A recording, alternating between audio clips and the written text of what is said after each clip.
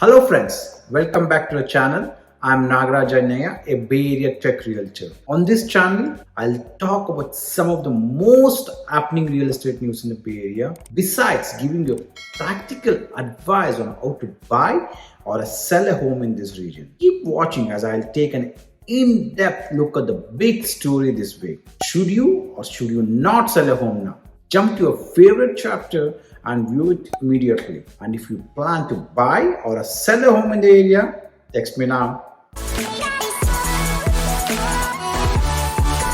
Okay, folks, here's the first big news of the week. 4 out of 10 Bay Area homes sell for over 100K above the asking price. San Jose and San Francisco make the top 5 list of high sales price in the US. Bay Area hotels opened COVID lodging recovery. 6 new hotels will add about 1,800 rooms to 4 cities in the Bay Area.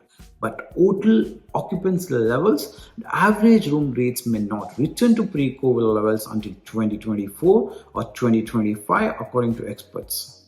5 days after it hit the market, a Sunnyvale 3-bedroom, 1,500 square foot home sold for 800K above the asking price. A house on 1668 Hummingbird Lane sold for 2.82 million after being listed for 1.995 million.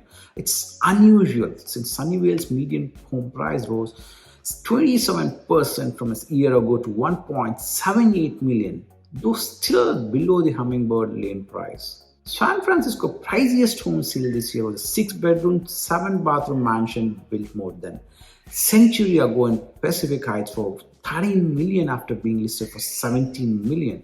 That's definitely an anomaly in San Francisco, as homes are here have sold at a 4-year high of 122% above asking price last month. According to the California Association of Realtors, despite higher interest rates and a geopolitical uncertainty, California's housing market maintained a solid sales pace, even though the number of homes sold were lower than the last year's exceptionally strong market. That's the undying spirit of Bay Area housing for you. Sharon Stone's Basic Instinct house in Monterey County has been massively reduced in price. The sleek California modern style property was initially listed for an outrageous $52.375 million, but it's now available for much lower than $29.625 million. Selling your house at this time is a valid option, but you should be patient.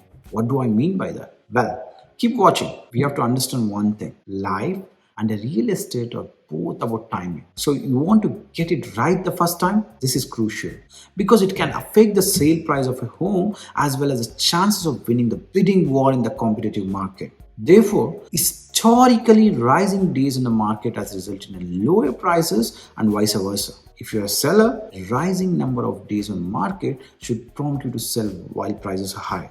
And if you're a buyer, remain patient. If you see the days on the market rising in the area, when interest rates start to go up, your buyer pool will begin to shrink and the market will be less in demand. Higher supply should result in lower overall prices due to sellers having a less negotiating power. However, buyers should not get carried away as only cash buyers benefit from this. If you want to know the benefits of cash buyers and how I can help in this department, watch my previous video, whose link is given below. Now remember, financing your loan may result in a higher monthly payment on a lower priced home. The low interest rate is what makes many people willing to buy a record high priced home. In 2022, sellers will still have the upper hand, but interest rates will rise, creating a more balanced market. It won't be long before the bidding war stops and common sense returns. But we also have to understand the demand will outpace supply in some areas and price ranges. Historically, selling a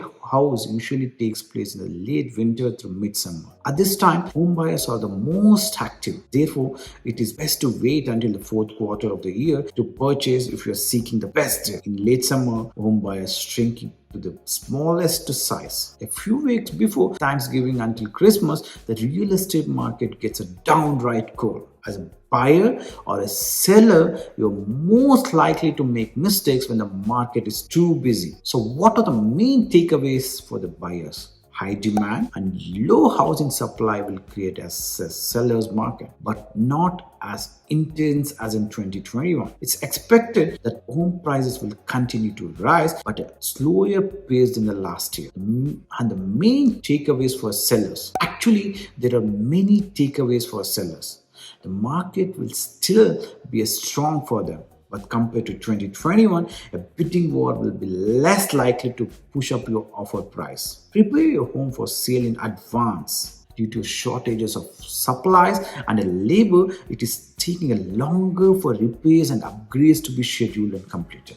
Real estate is always local. It's possible that some markets or sub-markets are stronger or weaker than the others. Hire a local real estate professional like me who knows your target market. Home values are expected to rise at about half the rate we saw during the peak of 2021. Bidding wars may still occur, but they aren't likely to be as intense or frequent. This means sellers are less likely to be picky about which offers they accept.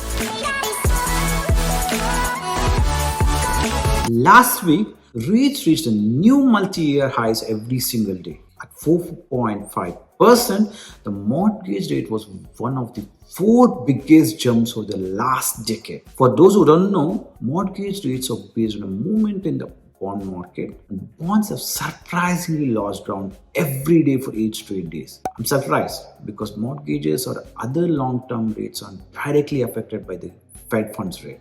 But the outlook for future hikes or cuts will certainly impact them. So why are rates rising so rapidly? The fact is, as the world recovered from the pandemic, they were always going to rise. But what made it worse was persistent inflation and the sudden passing of the Omicron surge that increased the Federal Reserve's sense of urgency. After war in Ukraine, oil and commodity prices caused inflation to skyrocket, which affected the bonds and interest rates. One of the biggest pleasant surprises of the pandemic has been growth in residential construction, as well as the logical impact it has had on builder confidence, which is also due to the speed at which materials and labor have become available. Mortgage applications little change despite big rate spike. The Mortgage Bankers Association has announced that there has been modest increase in the mortgage applications in spite of all the drama unfolding in the mortgage rate war. Association continues to do an excellent job of capturing average rate movements every week and currently predicted last week's big spike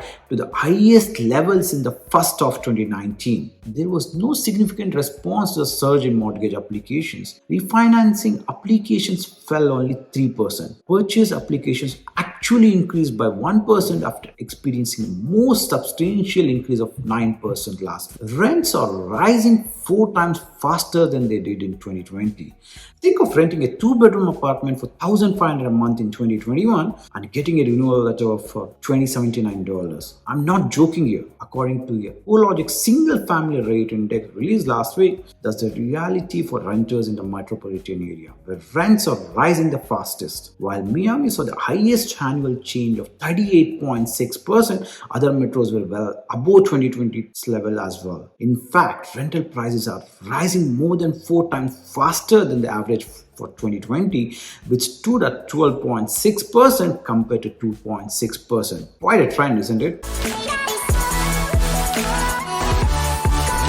If you have watched my video this far, please have a comment saying make it in the Bay Area. If you are a buyer, knowing what you can afford and sticking to a realistic budget will help you avoid panic buying and house buying. There was a FOMO, the fear of missing out. If you are a seller, cash offers and conventional loan offers with waivers of appraisal contingencies were often requirements for winning bids in 2021. But this year, you may be able to more flexible this year. Even if you're not necessarily getting the best deal on the price, that's the only way to make it in the Bay Area. If you need a local realtor to help you with this, text me now.